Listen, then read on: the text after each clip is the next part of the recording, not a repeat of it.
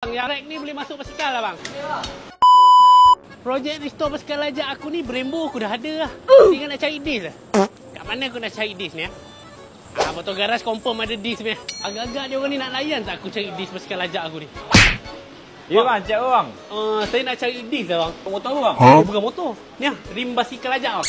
No, basikal lajak ah.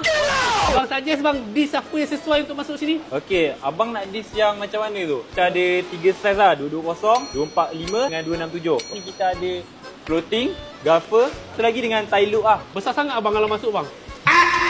Parah ah, prefer pakai size 220 okey dah. 220 tai look ada? Ni bang. Oh, kena bang Kena bang. Ini masuk Brembo.